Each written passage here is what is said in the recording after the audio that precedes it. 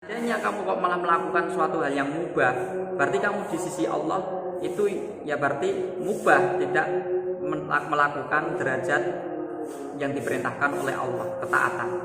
Apalagi kalau maksiat, berarti di sisi Allah kamu menempati tempat yang mana orang yang derajat orang yang maksiat. Itu baca. Ya seperti itu. Silahkan yang lain. Mungkin. Baik Pak, mungkin selesaikan dulu pertanyaan yang ada di room chat. Ya, jadi sesuatu yang bisa merusak puasa yaitu segala kemaksiatan. Segala kemaksiatan itu bisa merusak puasa. Tapi ada yang lebih di situ, orang yang banyak kafirun fisoim, banyak orang yang berpuasa tapi hanya alju, hanya merasakan lapar saja. Kenapa? Karena dia menggunjing. Nah, ini menggunjing hibah atau menggunjing itu adalah salah satu menghapus dari pahala berpuasa, walaupun dia memang benar-benar menjalankan kewajibannya Allah. Artinya dia juga nggak disiksa karena juga melakukan puasa, tapi dia tidak mendapatkan pahala dalam berpuasa. Hanya saja dia melakukan kewajiban, menggugurkan kewajiban saja, tapi tidak mendapatkan pahala puasa gitu. Ya. Izin bertanya, kalau misalnya tidur itu ibadah ya, tapi kalau tidurnya dari subuh sampai maghrib itu gimana Ustaz?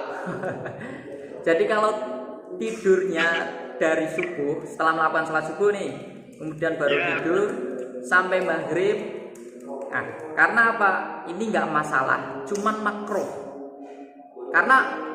Karena di dalam syariat rufi'a al-qalamu, Allah akan tidak mencatat perbuatan kesalahan, yaitu salah satu an-naum hatta yastaiqot, orang yang tidur sampai dia bangun. Sehingga orang tidur nggak ada salahnya. Cuman hukumnya makruh kalau tidur seluruhnya. Nah, tapi andaikan dia sengaja, ini yang tidak boleh. Artinya dia sengaja kemudian tidur, memang saya mau, nggak pernah, dia ngelilir jam 9 pagi, tapi dia tidur lagi dan sampai dia, nah ini nggak boleh, apalagi dia meninggalkan kewajibannya. Tapi kalau memang benar-benar dia tidur, nggak pernah bangun, nggak pernah merasa dirinya bangun, kemudian tiba-tiba kok bangun maghrib, ini nggak masalah, hanya makruh. Tapi seandainya dia sudah bangun di waktu sholat duhur, tahu kemudian tidur lagi, rebahan tidur lagi, itu nggak boleh karena meninggalkan kewajiban sholat.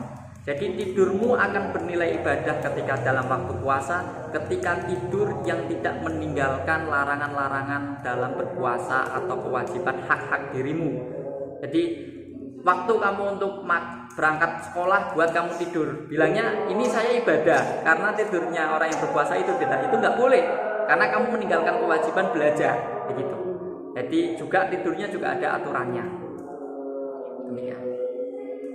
Oke Ustaz, terima kasih Ustaz. Ya.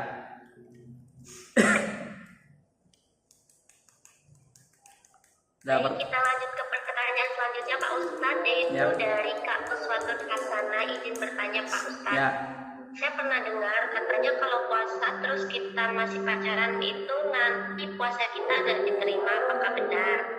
Nah, ada juga pernah dengar kalau puasa mereka putus dulu sama pacarnya 1 bulan karena sedang menjalani puasa agar puasanya diterima.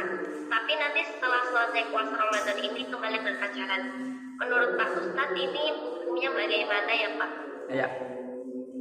Jadi ada memang hukum-hukum kemaksiatan yang di situ menghukumi merusaknya puasa. Sebenarnya tadi hibah.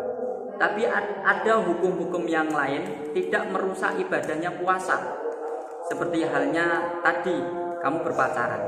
Tapi ini bukan berarti kemudian kamu diperbolehkan, melainkan juga mempunyai akibat sendiri.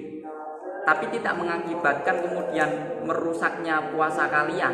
Tetap mendapatkan pahala puasa, tapi merusak karena kamu melakukan dosa saja. Nah, Kemudian dosa untuk berpacaran itu dosa sendiri yang mana tidak ada kaitan seperti hibah tadi, dosa yang ada kaitannya berpuasa, menghilangkan ganjaran-ganjaran berpuasa. Nah, lalu gimana? Andaikan saya mau berhenti dulu, kemudian setelah Idul Fitri kita pacaran lagi. Lah, kamu kata andaikan itu kan ada niat. Lah, niat ini juga kamu mendapatkan dosa karena niat berhenti sejenak kemudian niat mau kembali lagi. Jadi kan niat tidak baik itu juga keburukan. Nah, begitu. Nah, jadi kalau seharusnya untuk supaya lebih baik ya kalau nggak mau dinikah ya udah diputusin gitu. Ini memang ketentuan-ketentuan di dalam Islam yang menjaga harkat laki-laki maupun perempuan gitu.